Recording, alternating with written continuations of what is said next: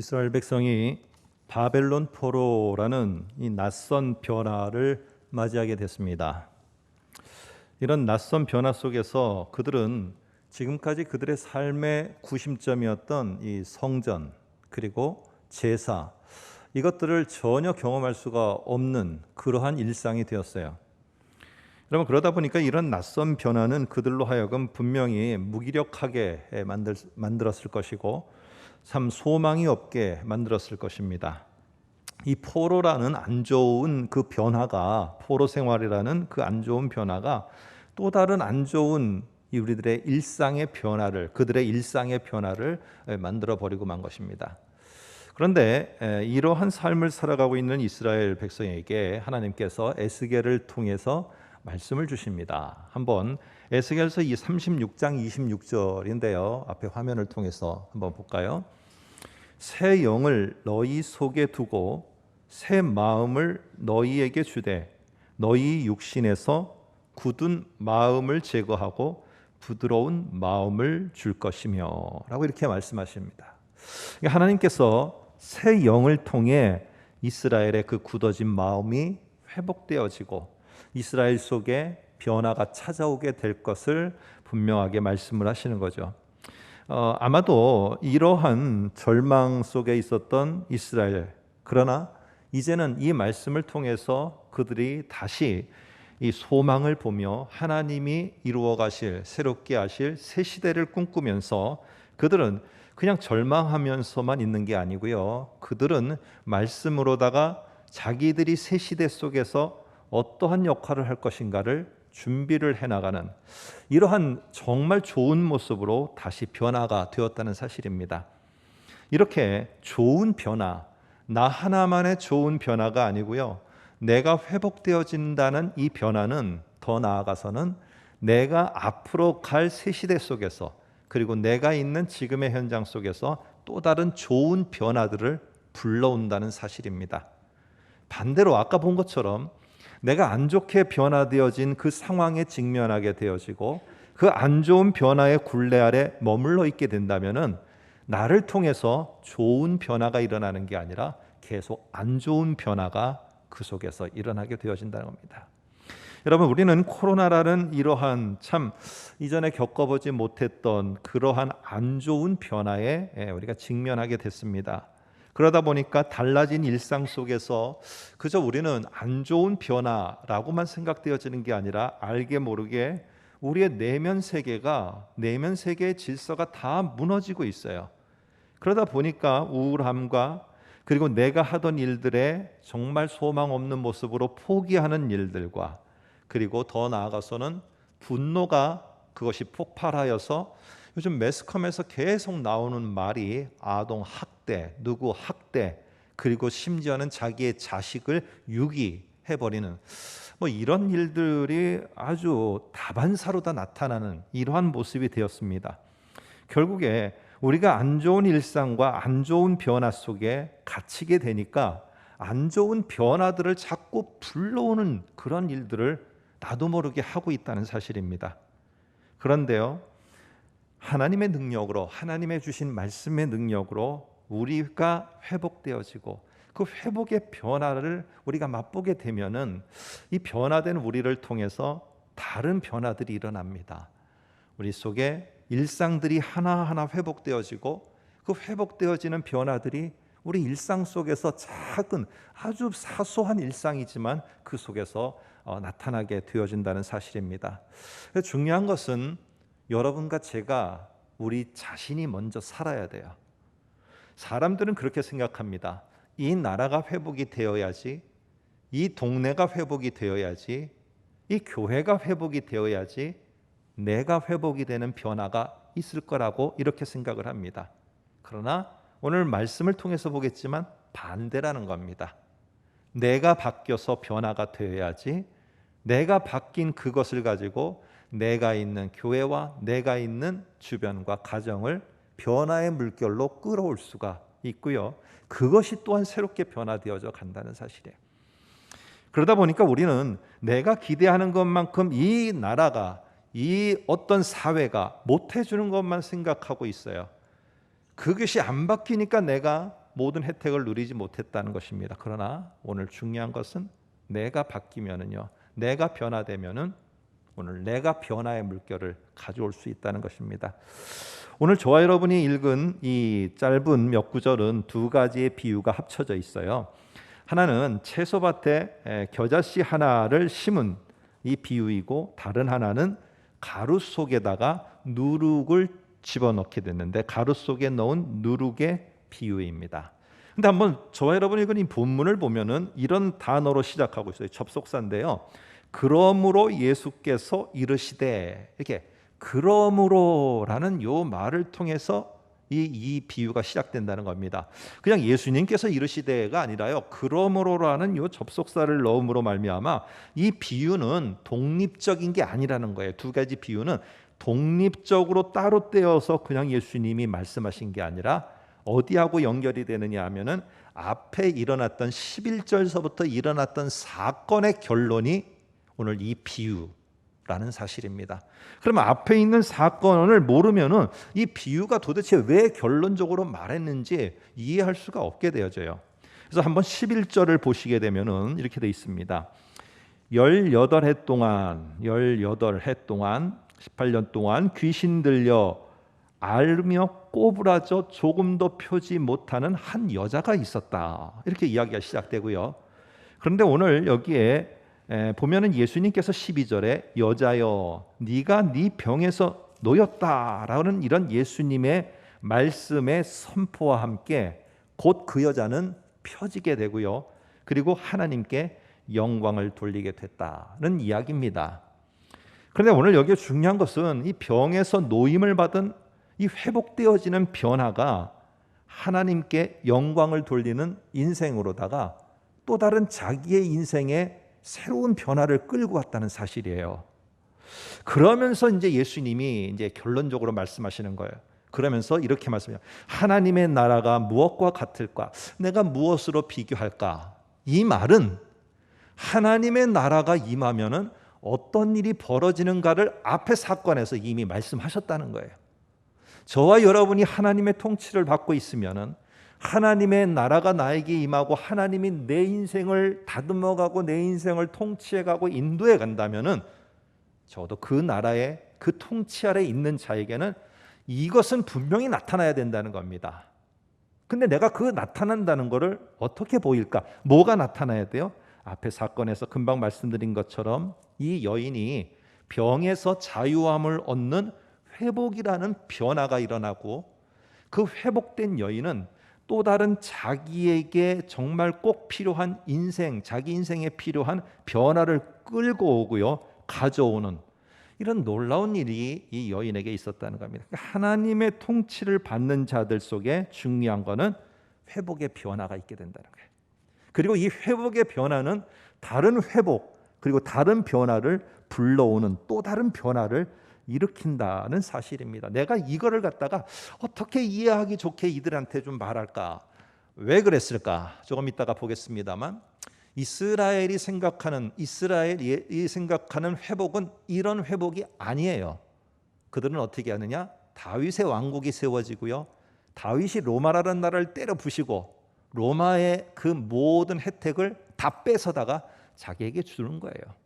이게 그들이 생각하는 회복이며 변화예요. 근데 그게 아닌데 내가 바뀌어서 회심이 일어나는 변화, 이 바울처럼 가다가 회심이 일어나는 이 놀라운 생각지도 못했던 변화, 정말로 모든 것들을 포기할 수밖에 없는 인생의 끝자락에서 다시 회복되어져서 그 인생이 하나님께 영광을 돌리는 인생으로 변화가 되어지는 엄청나게 색다른 변화, 이게 하나님이 통치 아래서 이루어지고 보여지는 이 변화인데 왜 이들은 이렇게 잘못 생각하고 뭔가 남의 것을 뺏어다가 내게 주는 이것만 생각할까? 이건 고쳐야겠다. 내가 어떻게 하나님의 나라가 임하면은 색다른 너희가 기대하지 못하는 변화가 일어난다는 걸 내가 말해줄 수 있을까? 하면서 이걸 설명하려고 오늘 두 가지 비유를 말한 겁니다.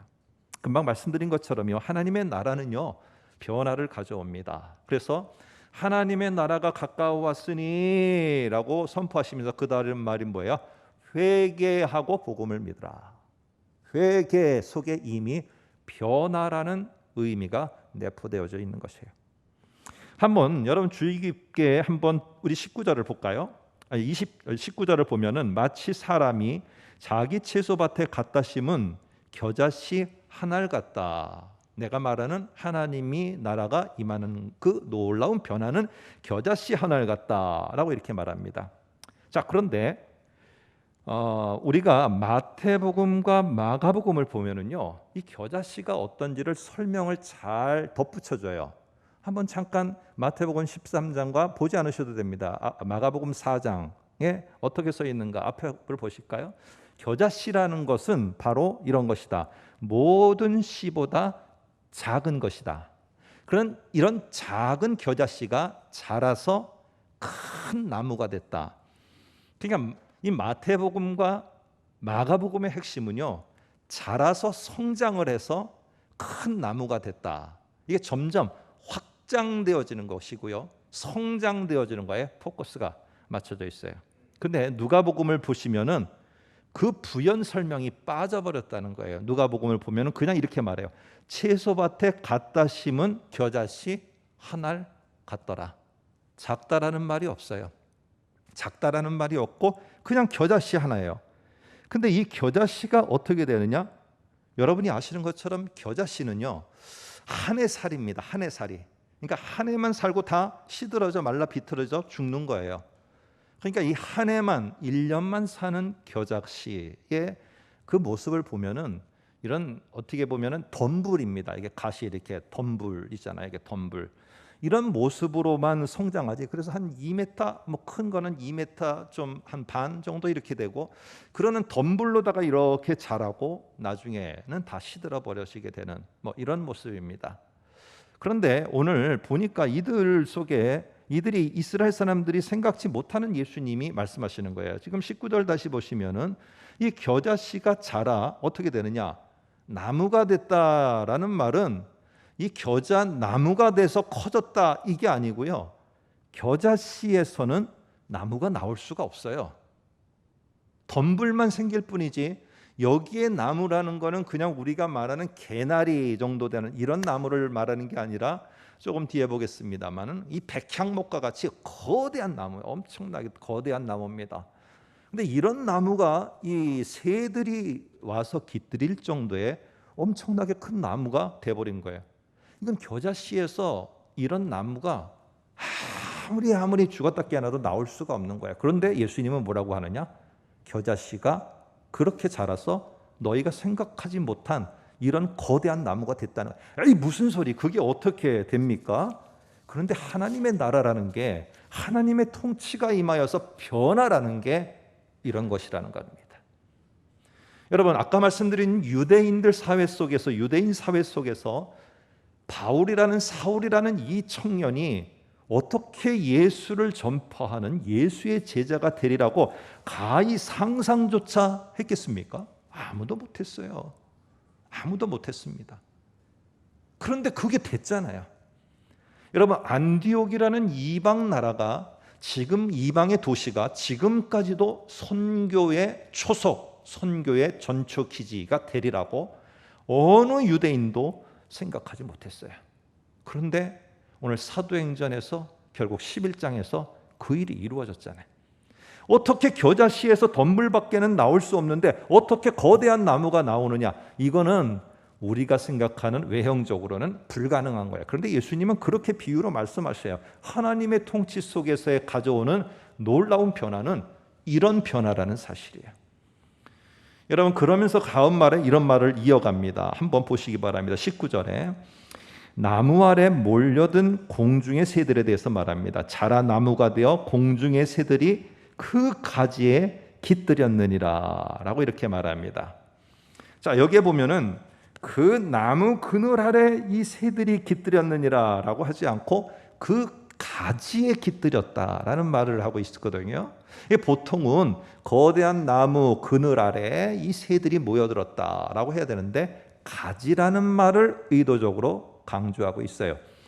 오늘 이거와 함께 이 말은 예수님이 어쩌다 보니까 이런 말이 생각나서 이렇게 탁 던지신 게 아니라요, 유대 사회 속에서 이런 나무 가지에 거하는 새들, 거기서 누리는 새들의 모습은 이미 유대 사회 속에서 어떠한 이미지로다가 계속 전승되어져 내려왔습니다. 한번 중요한 성경 구절, 이것과 관련된 이미지와 관련된 중요한 성경 에스겔 17장을 한번 볼까요? 22절, 23절이에요. 거기에 이런 말을 합니다. 백향목 꼭대기에서 높은 가지를 꺾어다가 가지를 꺾어다가 이스라엘 높은 산에 심으리니 그 가지가 무성하고 열매를 맺어 아름다운 백향목이 될 것이요 각종 새가 그 아래에 깃들이며 그 가지 그늘에 살리라. 여기에 핵심은 뭡니까? 가지예요. 가지. 그런데 하나님께서 이런 어떤 이스라엘 백성에게 소망을 주시는 거죠. 참 힘들어하고 어려워하는 그들에게 이런 말을 하시는 겁니다.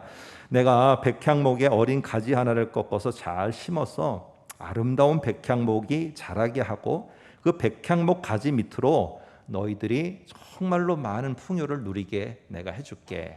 회복을 약속하시는 겁니다. 근데 이게 뭔지 이스라엘 사람들은 다 알았어요. 이 백향목의 가지가 바로 다윗의 후손입니다. 다윗의 그 계열에서 나오는 그 누군가, 그 후손이 바로 이 가지의 역할을 할 것이고, 결국 이 가지는 백향목, 아름다운 백향목과 같이 이 거대하고 웅장한 이스라엘을 건설하리라. 이 사람들이 기대하고 있었던 거예요. 이스라엘은 그래서 기대를 했는데 다윗의 후손 예수가 생각하는 이 변화의 물결, 이 회심과 함께 새로운 새 시대를 열어가는 이런 기대가 아니고요. 에스겔의 17장의 이 말씀을 자기 곧대로 받아들이고 오해하고 기대했습니다. 그래서 다윗의 후손이 지금 이 시대에 온다면은 그는 하늘로부터 모세가 가져왔던 그러한 이적을 이 땅에 쏟아부으면서 저 로마 제국을 갖다가 무너뜨리고 로마 제국에서 다 시민권을 가지고 경제 활동을 아주 풍요롭게 하고 있는 그들. 근데 우리는 못해서 맨 세금만 바치고 참 힘들게 살아가고 있는 우리와는 다르게 참 그러한 사람들의 모든 누리는 혜택, 복지 혜택, 연금 혜택 모든 것들을 로마 제국을 무너뜨리고요. 그들이 누리는 혜택을 다 뺏어다가 우리 유대인들한테 줄 자가 누구냐? 이 가지와 같은 다윗의 후손이라는 거예요. 그러니까 이들은 이런 나라를 기대한 거예요. 다른 사람 거 뺏어서 내가 가져다 주고 다른 사람은 짓밟아 버리고 나를 괴롭혔던 사람들은 다 무너져서 다 무적행 속에 들어가고 지옥에 떨어지고 나에게는 그들이 가졌던 거 뺏어다가 가져다 주는 거. 이게 그들이 꿈꾸던 하나님의 통치와 나라. 이거는 아닌데, 이거는 아닌데, 쟤들이 백향목을 그렇게밖에 이해하고 못하고 있어. 저 에스겔의 말씀을 안 되겠다. 내가 이거를 다시 고쳐줘야겠다. 해서 뜻하지도 않게 예수님은요, 이 막 거대하고 내가 풍요롭고 이런 것들을 다 내게 가져다 줄 이런 것들을 기대했는데 오늘 예수님은 갑자기 정말 좁쌀알 같은 그것도 여러 개도 아닌 좁쌀알 하나 같은 겨자씨 하나리라고 그래요. 하나를 딱 집어들고 하나님의 나라는 이런 거와 같은 거야. 아니 좁쌀알 같은 그 겨자씨가 뭐가 하나님의 나라냐고. 이게 뭐 겨자씨 하나를 제대로 보이지도 않을 것 같은 그게 내게 무슨 혜택을 가져다 주느냐고. 아무것도 가져다 주지 않는 그게 뭔 도대체 하나님의 나라냐고. 말도 안 되는 소리 하지 말라고 아마 했을 거예요. 그런데 예수님이 의도적으로 그러신 거죠. 이 겨자씨 하나는 너희가 생각하는 것처럼 덤불만 만들었다가 그냥 1년 안에 그냥 휙 시들어버리는 이런 1년생에 그치는 것이 아니고 너희가 상상하지 못하는 나무가 여기서 탄생할 것이고 나무가 탄생하는 엄청난 변화가 너희가 기대하지 못한 변화가 일어날 것이라는 것입니다. 자, 결론은요. 첫 번째 비유의 결론은 하나님의 통치가 임하게 되면은 꼬부라졌던 그 여인이 18년 동안이나 그렇게 절망하며 살아갔던 여인이 회복의 변화가 그 여인 속에 온다는 거예요. 정말로 소망이 없었던 곳에 다시 그 속에 회복의 역사를 가져오는 변화가 나타난다는 거예요. 사람은 참 안 바뀌어요. 사람은 어떤 사람이 말하기를 개만큼도 안 바뀐대요. 그런데 하나님의 나라가 임하면은 바뀌어요. 하나님의 통치가 그 속에 임하면은 바울 같은 사람도 바뀌었어요. 하나님의 통치가 임하는 것을 보게 되고 그 속에 거하게 되면은 바뀝니다. 오늘 그렇다면 우리들도 그렇고 모든 것도 그렇고 하나님 나라 하면은요, 우리는 하나님 나라 그러면 거대하고 확장되고 성장하는 것만 생각하지만은 겨자씨 하나에서 나무가 나오는 전혀 상상하지 못했던 변화가 일어난 것처럼 변화가 우리들 속에 올 수 있다는 거예요. 여러분, 내가 기대하는 것, 내가 원하는 것과 같이 그렇게 안 될 경우가 있어요. 제가 한 이틀 전에 인터넷 그 뉴스를 보는데 참 누구는 들어가기도 쉽지 않은데 공무원 부부가 있습니다. 20대 밀레니엄 시대 90년생들이죠. 이 부부가 있는데 이 부부가 다 공무원에 합격을 한 거예요. 모든 사람들이 다 부러워합니다. 안정된 직장을 얻었다고. 그런데 이 사람들이 조금 있다가 그만둬 버렸어요, 공무원을. 이해를 못하는 겁니다. 막 그 부모님들은 난리가 났어요. 왜 그만뒀냐라고 했더니 이제 그런 말을 하는 거죠. 내가 여기서 창조적으로 할 수 있는 일이 없어서 자기는 그만뒀다. 시키는 것만 해야 된다는 거예요. 시키는 것만. 그러면서 하는 말이 이런 말을 합니다. 1년 동안 우리가 해외여행을 다니며 많은 걸 배우고 오겠습니다. 해서 이제 그 어른들께 말씀드렸는데 딱 계획을 했는데 딱 터진 게 작년에 코로나19가 터졌어요. 그러니까 갑자기 아무 일도 못하게 된 거예요. 1년 수입이 얼마였느냐? 빵원이에요. 빵원. 아무것도 못한 겁니다.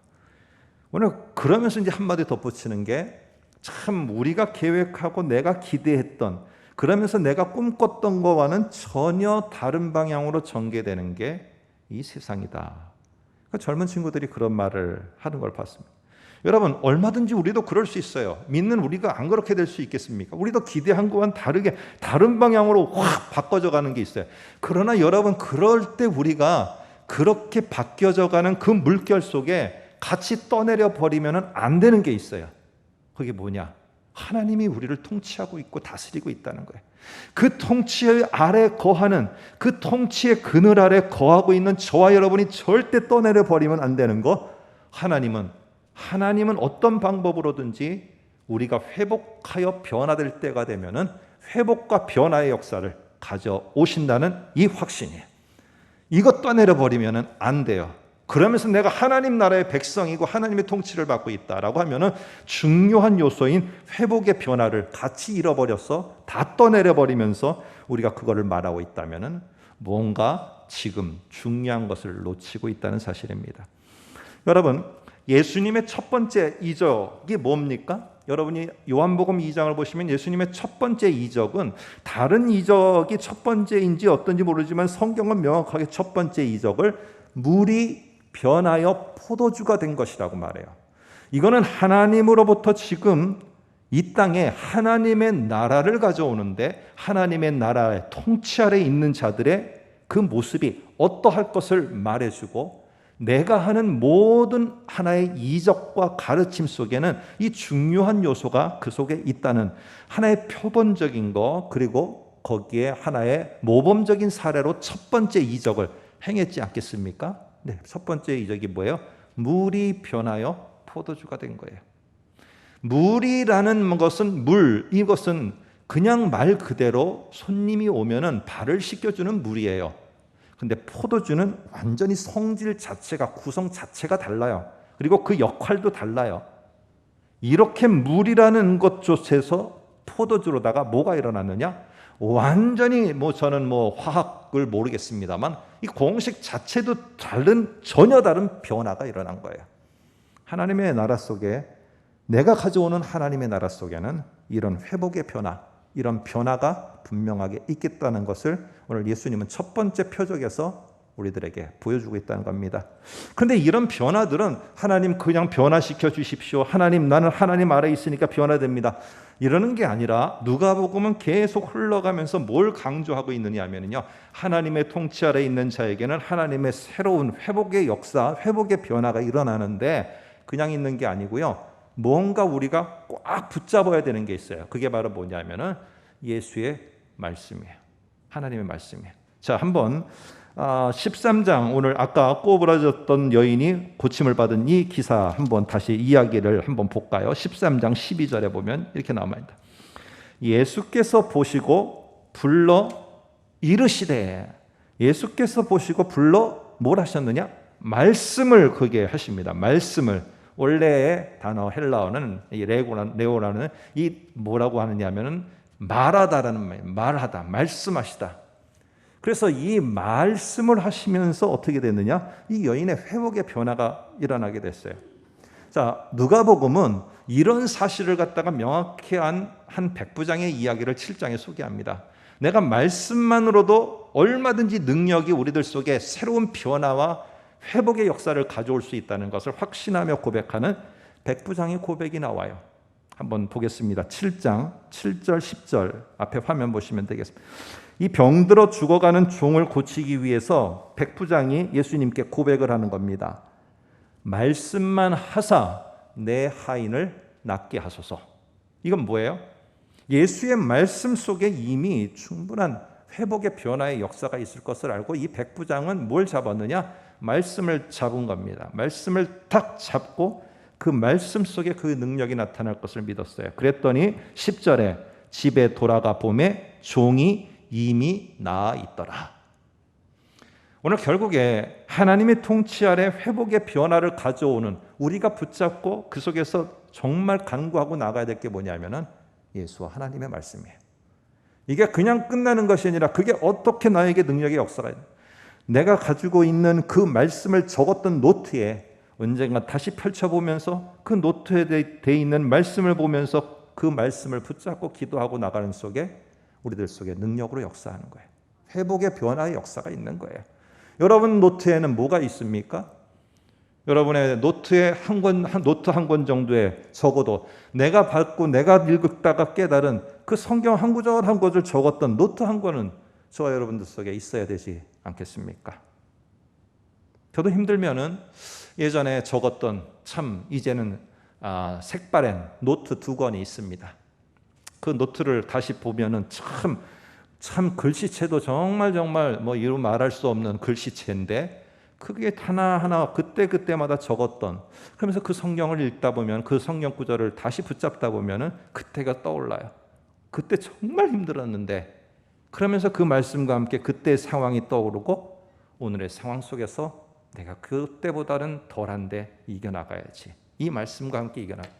참 힘이 됩니다. 여러분에게는 어떤 말씀이 하나하나 차곡차곡 쌓여져 있습니까? 두 번째 비유는요, 이런 회복의 변화는 회복의 변화로만 끝나는 게 아니고요, 또 다른 반드시 변화를 불러온다는 거예요. 변화를 불러와요. 그래서 하나님 나라는 가루에 넣은 누룩과 같다, 이렇게 말합니다. 한번 21절을 볼까요? 하나님 나라는 마치 여자가 가루 서말 속에 갖다 넣어 전부 부풀게 한 누룩과 같다라고 이렇게 말합니다. 여기서 우리가 누룩에 대해서 조금 이해를 돕기 위해서 설명을 해야 될 것 같습니다. 간혹 가다가 집에서 이렇게 수제 요구르트를 만들어 드시는 우리 분이 계시는 것 같아요. 이렇게 보면은요, 이렇게 걸쭉한 요거트 있지 않습니까? 그럴 때 그 발효를 이렇게 시키는데, 이렇게 어느 정도 시간이 지나면은 발효가 돼서 요거트가 되는데요. 한번 그렇게 되면 그 다음부터는 어떻게 하냐면은 그 요거트를 떠서 그릇에나 어떤 컵이나 이런데 종기에 넣고 우유만 부어놓고 온도만 그당 두면은 거기서 다시 발효가 돼서 다시 요구르트가 됩니다. 그러면 한 숟가락 떠서 다시 다른 그릇에 옮기고 우유만 부어놓으면은 또 그렇게 발효가 돼서 요구르트가 됩니다. 여러분, 오늘 이것도 똑같습니다. 여기에 지금 누룩이라고 하는 것은요, 지금 반죽을 해서 발효가 된 덩어리가 있어요. 반죽을 해서 반죽이 돼서 발효가 된 덩어리가 있는데, 이거를 다 빵으로 굽는 게 아니라 발효된 덩어리 조각 하나를 떼어냅니다. 그리고는 다른 가루에다 놓고 그 가루를 다시 반죽해서 그것과 함께 섞어버려요. 그러면 어떻게 되느냐? 그것이, 그 반죽도 똑같이 부풀어 오르게 됩니다. 그럼 부풀어 오는 곳에서 또 한 조각을 떼요. 그래서 다른 가루와 나중에 또 섞어서 반죽을 하면은 그 반죽한 것도 똑같이 부풀어 올라요. 이렇게 다른 것을 부풀어 오르게 만드는 한 조각, 이게 여기 성경에서 말하는 누룩입니다. 그래서 어떤 성경학자는 이것을 누룩이라 하지 않고 빵씨, 빵을 만드는 그러한 시발점, 빵씨라고 이렇게 말하는 분도 있어요. 중요한 건 뭐냐 하면은요, 뭐 다 잊어버리셔도 괜찮고 아는 얘기니까요. 중요한 건 뭐냐 하면은 그 조각도 이미 부푼, 변화된 존재라는 거예요. 이 조각도 이미 발효가 된 그 덩어리에서 떨어져 나왔을 뿐이지 이미 변화된 거예요. 그런데 그게 변화 안 된 다른 가루와 다 섞어져서 다시 반죽을 하니까 그 반죽 전체가 바뀌어버리다는 거예요. 그리고 그 바뀐 그곳에서 또 한 조각을 떼서 또 다른 것과 섞어버리니까 그 속에서 또 부풀게 되는 변화가 일어나더라는 거죠. 결국에 하나님의 나라는요, 한 변화된 조각이 또 다른 변화를 불러오는 거예요. 하나님의 능력으로 아까 서두에 말씀드린 것처럼 저와 여러분이 살아야 돼요. 여러분과 제가 살아야 돼요. 그래서 이 회복된 변화가 결국에는 또 다른 변화를 가져오게 됩니다.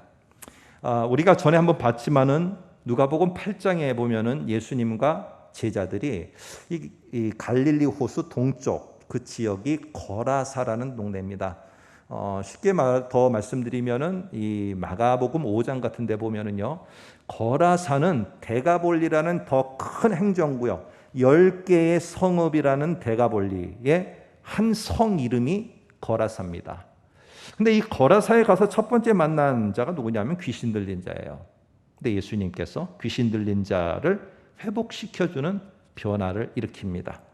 그러니까 그 다음에 예수님이 그에게 뭐라고 말하느냐, 이렇게 말합니다. 집으로 돌아가. 앞에 화면을 보시면 8장 39절에 집으로 돌아가 하나님이 네게 어떻게 큰 일을 행하셨는가를 말하라. 이렇게 말합니다. 다시 말해서 말하라라고 하지만은요, 네가 내 증인이 되어서 사도행전 1장 8절과 비교한다면요, 내 증인이 되어서 네가 가는 곳에서 이 엄청난 일을 네가 선포하여라. 이렇게 됩니다. 여러분, 오늘 이 속에서 그는 어떻게 하느냐? 나중에 마가복음에 보게 되면 마가복음 5장에서는 분명히 예수님은 네 집에 가서 선포하라고 했는데 이 사람은 집을 넘어서서 어디까지 가느냐 하면은요, 데가볼리 전체를 돌아다니면서, 그러니까 거라사에 다 모여 살았을 텐데 집안이 거기만 하는 게 아니라 나머지 9개 성읍도 다 돌아다니면서 이것을 선포하고 돌아다닙니다. 여러분, 이 사람은요, 어떤 이유에서인지 모르지만 귀신에게 딱 붙잡힌 바 됐을 때 그의 인생은 완전히 안 좋은 쪽으로 변화가 일어났어요. 그러다 보니까 사람을 떠나야 되고 자기 집을 떠나야 되고 무덤가에서 사는 또 다른 안 좋은 일상을 불러올 수밖에 없었어요. 그런데 그가 회복이 됐고요, 귀신이 쫓겨나가게 됐어요. 완전히 회복의 변화의 역사가 일어났어요. 그랬더니 그가 다시 어떻게 되느냐? 이제 그의 집으로 돌아가게 됩니다. 그리고 그의 집으로 돌아가는 이 엄청난 변화만 있는 게 아니고 이것만 가져온 게 아니라 그는 이제 사단에서 묶여있는 자가 아니라 여기저기를 돌아다니면서 예수의 큰 일을 선포하는 자로서 새롭게 됩니다. 결국 그 새롭게 가는 곳곳마다 그 속에 새로운 변화를 가져오고 일으키는 자가 되었다는 사실입니다. 우리 하나의 예를 더 보면은요, 누가복음 18장에 보면은 우리 마가복음 10장에서는 바디메오라고 말하는데 누가복음 18장에서는 이름이 언급이 안 되고 있어요. 그냥 시각 장애인이에요. 그 시각 장애인 한 사람이 길가에 앉아서 구걸하고 있습니다. 어떤 이유에서인지 이는 시각 장애인이 되는 인생의 참 쓰디쓴 변화를 맛보게 됐어요. 그러니까 그의 일상이 바뀌어 버렸어요. 그 전에 무슨 일을 했는지 모르지만 지금은 거지가 됐어요.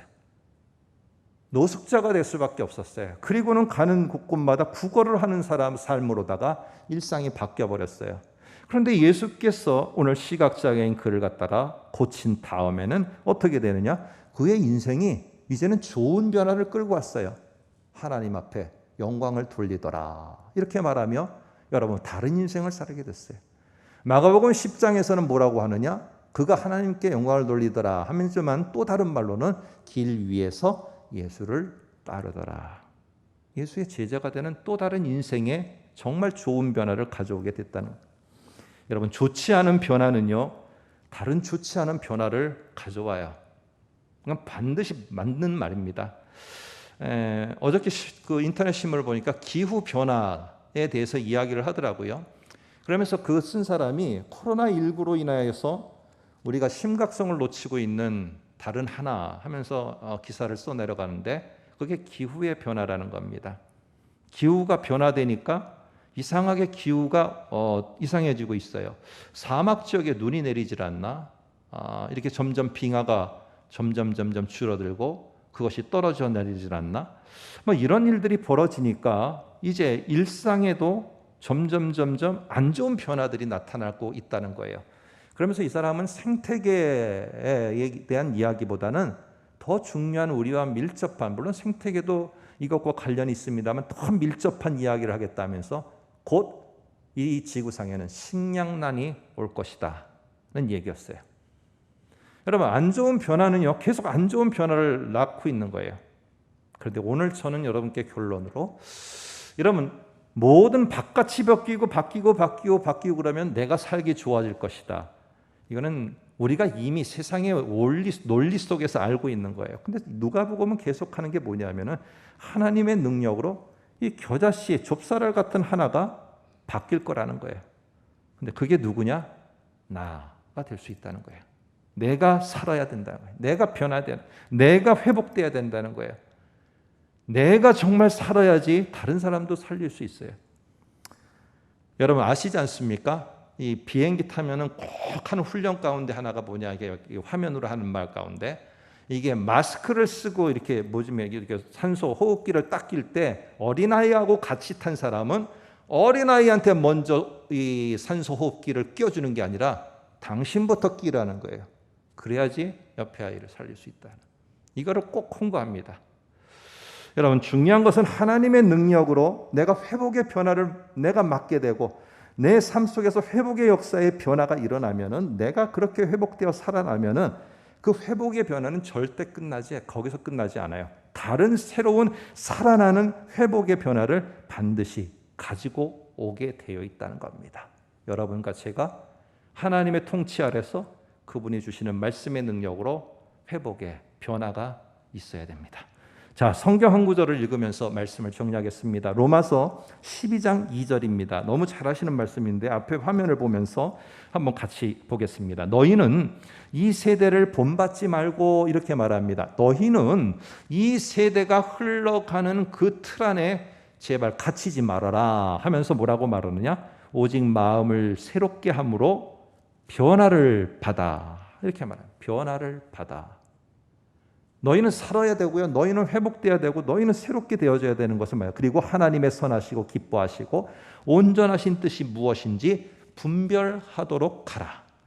이게 12장의 서론이고요. 12장 이후에는 결국 변화되어서 뜻을 분별하면 어떻게 되느냐? 네가 있는 직장의 관계 속에서, 종과 주인의 관계 속에서, 부부의 관계 속에서, 나라의 관계 속에서 뭐가 가져오게 되느냐? 이 변화의 물결은 결국 네가 그 속으로 흘려보내며 변화를 끌어오게 될 것인 것을 뒤에 가면은 사례를 하나하나 들면서 로마서를 이 마지막 인사전까지 써갑니다. 사랑하는 성도 여러분, 하나님이 회복하시는 변화를 통해 여러분 살아나시기 바랍니다. 여러분 살아나시고요. 지난주에 말씀드린 것처럼 이런 회복의 변화를 여러분이 선포하며 나누시고요. 그러므로 말미암아 여러분들이 하나하나 다른 곳 속에서도, 일상 속에서도 또 다른 회복의 변화를 가져오실 수 있기를 주님의 이름으로 축복합니다. 우리 같이 말씀을 가지고 기도하겠습니다. 하나님